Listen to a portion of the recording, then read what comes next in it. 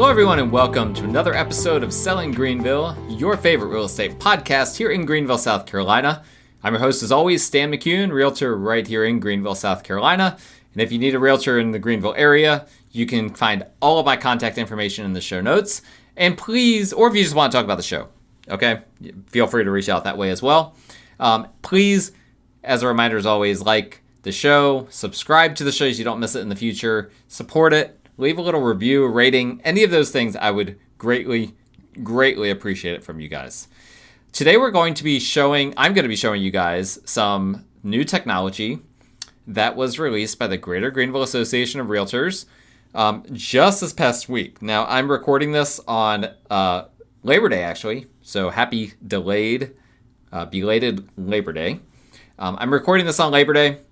Probably will release this on, let's see here, either the 10th or the 17th. I'm not yet sure how my schedule is going to play out, but I wanted to go ahead and get this recorded while using this software is fresh on my mind. This would be a great episode to watch on YouTube if you can. I am going to make it digestible for audio consumption as well. But basically, GJR released, this is basically Christmas for me, software called InfoSparks. This InfoSparks gives me access to real-time data on the market, which is incredible, right? So you guys know that I analyze the market. When GJR puts out the market stats, the Greater Greenville Association of Realtors puts out the market stats every month. We go over that. That's been a staple of the show for a long time. I know a lot of people that listen to the show specifically for that episode. Realtors, as well as just other investors, people that are just interested in the market in general, listen to that. Well, now I have access to real-time data, unlike any time before, specifically for the Greenville market. I want to make sure that you guys are clear on this in case other people get onto this and think I'm talking about the U.S. market as a whole. No, this is specifically the Greenville, South Carolina market. I do have access to other markets in this software within South Carolina, but we don't care about those, right? We just care about Greenville, at least for the purposes of this episode. Now, what we're going to be doing is I want to answer the question with this data on why it feels like a buyer's market right now. And listen, it does feel like a buyer's market right now to a lot of people. A lot of people feel that way. In fact, someone at my company recently declared it is a buyer's market, which is interesting because not the traditional metrics that we use to determine if it's a buyer's market or not would tell us that it's a seller's market.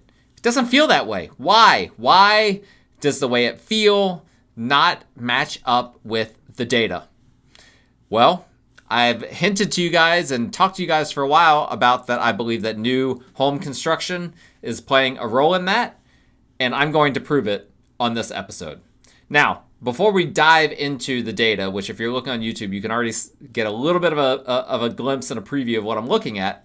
But before we dive into this data, I want to make sure that you understand a very important thing, because there are three different terms, and I may use them all in the show, but they are synonymous. They're usually used in different contexts, but they can be used synonymously. And the three terms are previously owned homes, resales, and existing homes.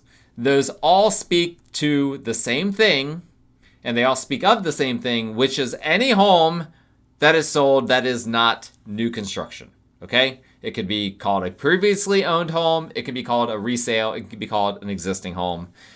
In InfoSparks, they call it previously owned, okay? That the technical, like if you're in the economic world, they call it existing homes. And then if you're a realtor like me, we tend to call it resales. I'll probably be using all of those as part of this discussion. All right. So why does it feel like a buyer's market? And what does new construction have to do with this? We're going to start with this, okay? There has been a huge spike in new listings in recent years. So we're looking at currently all construction types. You can see a very, very big spike has happened in new listings in 2025. So for those that are listening that can't see this, May of 2025 had 2,710 new listings. Now, by the way, I got trained on how to use this InfoSpark software. They told us that some of the data might not perfectly match the data that's produced by the Greenville Realtor Association. Data isn't exactly like black and white, okay? You'd think that it is, but there is some process by which data has to be culled and where it can be slightly different. So if you're comparing this to GJR reports or to previous podcasts, some of these numbers might be a little bit different. But 2,710 new listings at the high point of our year this year, which was May. That compares to the high point of last year, May 2024, or sorry, April 2024 was the high point last year, which was 2,267. So that's a huge, huge spike. That's That's nearly a 10% spike, I believe. No. That's nearly a 20% spike year on year for the top end of the market. And in general, it is way higher than we've seen any other years. Now, if we break this out between previously owned homes and new construction, this is where you can really start to see what's going on here. Here's the story that I want to paint for you guys. For starters, we've got data that shows, you can see new home construction has been, which is at the bottom of the graph, has been rising at a rate in terms of new listings that previously owned homes, that resales have not been growing at. But you also need to consider this, is that there's a lot of shadow inventory with new construction as well, because a lot of builders don't put their homes into the multiple listing service, okay? And so we've got some of this inventory captured into the multiple listing service, but a lot of the new home construction is not even in here. So these numbers for new construction are actually depressed in comparison to what they probably should be right now. And even with the on MLS listings, here is the thing that I want you guys to look at. The ratio of previously owned new listings to new construction new listings is basically 2-to-1. So in August of 2025, the most recent month we have, new listings for resales was 1,506. Resales for new construction was 799. Okay, so the ratio was less than 2-to-1 from resale to new construction. Compare that to just a couple of years ago, 2021. At the peak month of that year was July, and the peak month of that year, resales had 1,544 new listings. New construction had 523. So the ratio was basically 3-to-1.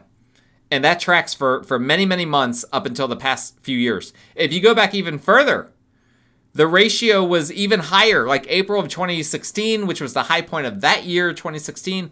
Previously owned new listings was 1,455. New construction was 259.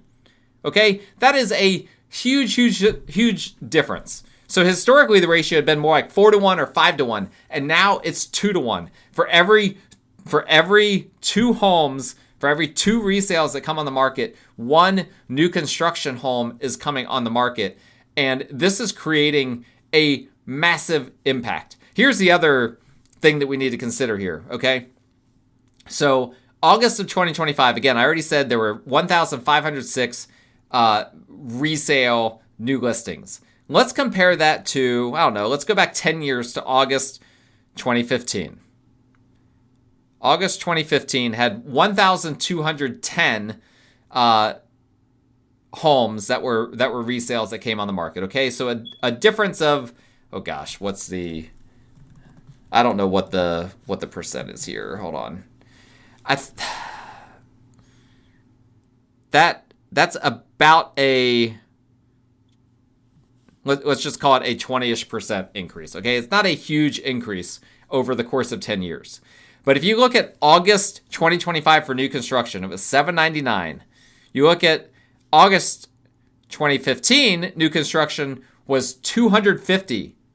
That's an increase of over 300%. I can do that math in my head real quick. That's an increase of over we're over 300% more than what we were just 10 years ago. So whereas we're a fraction higher for August 2025 on resale inventory versus 2015, not inventory, but new listings, we are in multipliers when it comes to new construction. That's really the main takeaway that you need to take away here. And so that is a huge difference. We're seeing new construction taking off way quicker and influencing the market way more than it ever has before. And that's why it feels like a buyer's market, right? That's one of the reasons, because people that are selling their homes, they're not selling new construction, they're selling resales. They're selling previously owned homes, right? They're the ones that own it. And so this is what's happening in our market today, is that we're having new construction is just taking up so much more. We're so much more of the inventory, so much more of the market. Let's look at homes currently on the market. Let's see here. Homes for sale. It's going to tell us a very, very similar story here. So you can see there were some weird things that happened around the pandemic.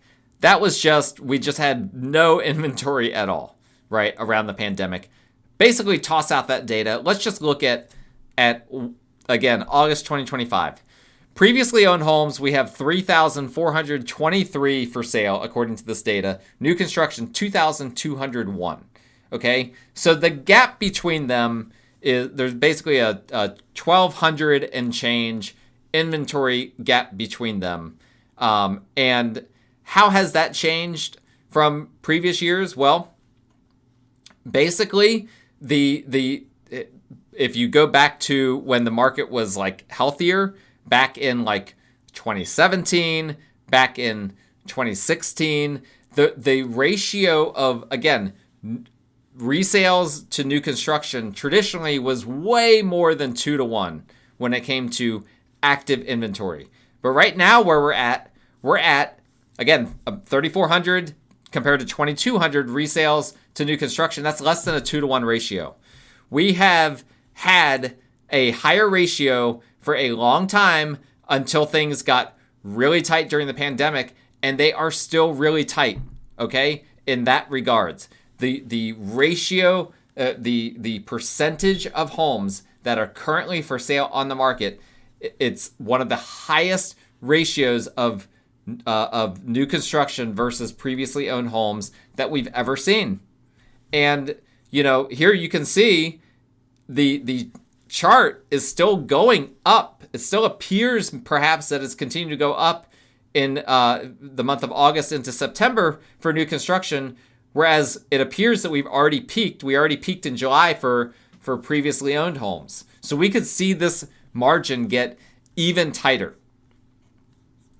Let's look at home sales, closed sales.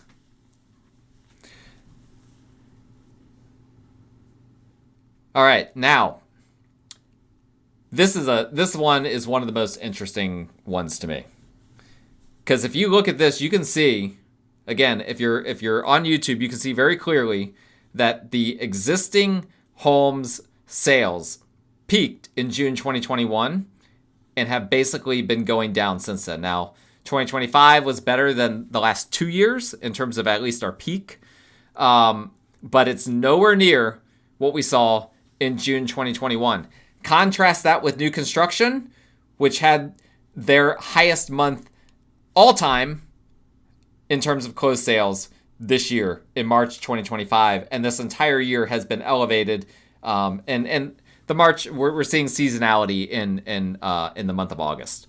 Both resales and new construction have come down a bit in the month of August. August was very slow. If you're selling a home, that's the reality of the situation. But this is crazy. New construction is setting records in terms of sales, whereas we are way, way below the peak when it comes to resale homes. And there is a really, really easy explanation for this. All right, I'm going to tie this all together with this one little chart. Sales price. Look at this baby. We have a very rare thing happening right now in the market, and that is we have had an inversion from the standard where new construction is always more expensive than previously owned homes, and that chart has inverted for the majority of this year, and it's currently inverted. New construction right now, the median is $309,900, whereas the median price for a previously owned home is $335,000. That is insane because, again, we're not talking about that the ratio, like most of these others, we're talking about that the ratio of resales to new construction has shrunk. In this case, the ratio has inverted, whereas new construction is always more expensive than resales, right? We have one other time that this inverted, and that was in June 2021. What did we just say? That was a weird month, right? That was a weird time of the year. That was the peak for existing home sales. That was the peak of the pandemic frenzy of home buying. That was when mortgage rates were at their lowest point that they pretty much ever went to. Okay? That was an odd time. Guess what? Now is an odd time. We have had basically inversion since May of 2024. For most months since May of 2024, new construction has been cheaper than previously owned homes. Why would you buy a previously owned home if you can buy new construction for $25,000 cheaper? Well, there could be some reasons, right? Maybe bigger lot sizes, maybe like the quality of construction with the older homes better. There could be reasons, but I'm telling you, there are so many people right now that I am personally dealing with, and if I'm dealing with it, I know many others are. They start out looking at homes that are not new construction, and they end on new construction because how can they not buy a brand new home that's cheaper?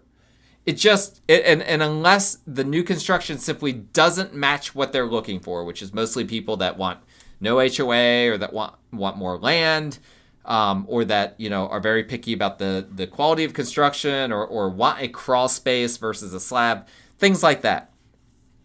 Unless you're one of those, if you're looking to buy right now, you have to seriously consider, particularly if you're on a budget, you have to seriously consider new construction because of this chart that I'm showing you guys right now, that is cheaper than resale. This is one of the craziest charts. I've been showing you guys charts for years upon years. This is perhaps, when I pulled this up, my mind exploded. I could not believe what I was looking at because it's so rare to see this.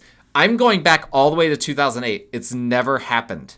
In all of the data that we have, which goes back to 2008, we've never seen this happen before until 2021. It happened for like 2 months in 2021, and now it's basically the new norm since May.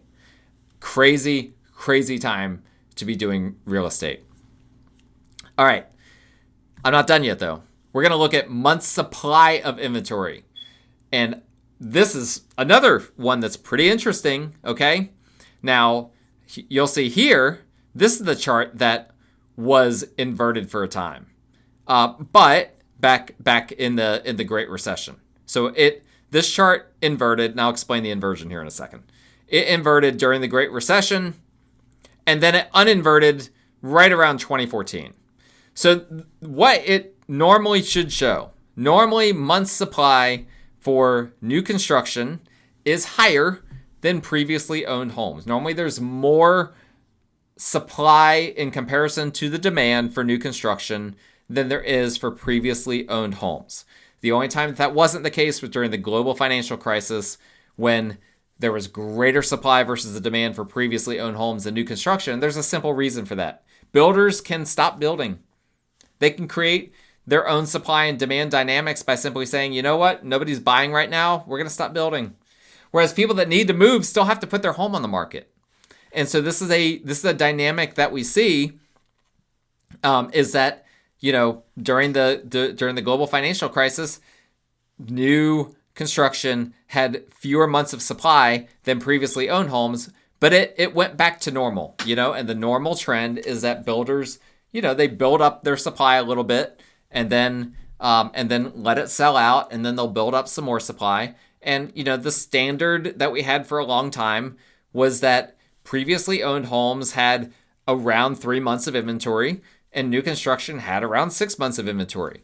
And that makes sense. Again, the rule of thumb traditionally is that 6 months of inventory is when you switch from a seller's market to a buyer's market. So it makes sense why builders would want around 6 months of inventory. That's like a neutral market.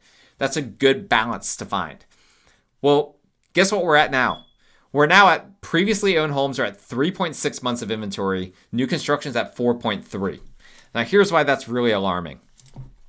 That's really alarming to me because the last time that inverted was the global financial crisis. And we are the closest, basically, this year is the closest we've come to that re-inverting since 2011. That's scary, right? That is an indicator of a buyer's market either being here or being right at the doorstep. And again, for this to happen, builders, they have their pulse on the market. And so it's, they might be scaling back. If they stop building, we are going to see new construction supply is going to get tighter. And we could very well see this invert within the next few months. This is something I'm going to be tracking super duper closely.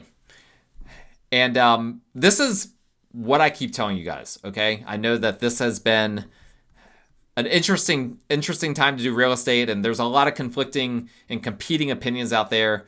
But I'm telling you guys, we don't need to hit 6 months of inventory for it to feel like and to actually be a buyer's market, because we don't measure whether a market is a buyer or seller's market based on months of new construction inventory, but based on resale inventory. That is really what determines whether we're in a buyer or a seller's market at the end of the day. But when you have a market that's going upside down like this, where new construction is cheaper and at a similar level of months of supply as resales, then the resale market is no longer competing with itself, but with new construction. That's really, really important, right? Because typically when you put your home on the market, what are you looking at? You're looking at, what's my competition? How many of my neighbors have their homes on the market? How many people in the general area, in this school district, have their homes on the market? No longer is that the first thing you should be looking at. You actually need to be looking at, what are the new build communities in my neighborhood? Because those are the people that you're competing with more than ever, is the builders. And I keep hearing over and over again, like I already said, why buy a lived-in home when I can get a new home, a brand new home, never lived in, with a home warranty and all sorts of cool new things for free, for cheaper than the existing homes market. It doesn't make sense for a lot of people, and it doesn't make sense for the market, right? This is why it's so hard to analyze what's happening in the market right now. But I'm telling you guys that we're really close to a buyer's market, and it's because of this dynamic. We may already be there. Again, it's really hard to measure because the traditional metrics do not work anymore. If you have any questions about any of that, please let me know. If you're looking to sell a home, be prepared. I'm going to have this discussion with you. We're not going to have an easy time. If you're looking to buy a home, you've got more options than you've had in a long time, although a lot of them are new construction, so you might not be happy about that. But I'm happy to help you. My contact info is in the show notes. Please reach out to me for any of your real estate needs. Please, if you like this content, subscribe and actually physically like it on YouTube or whatever podcast platform you're using. If you can leave a rating or review, that would be great as well. Thank you guys for listening. We will talk again next time.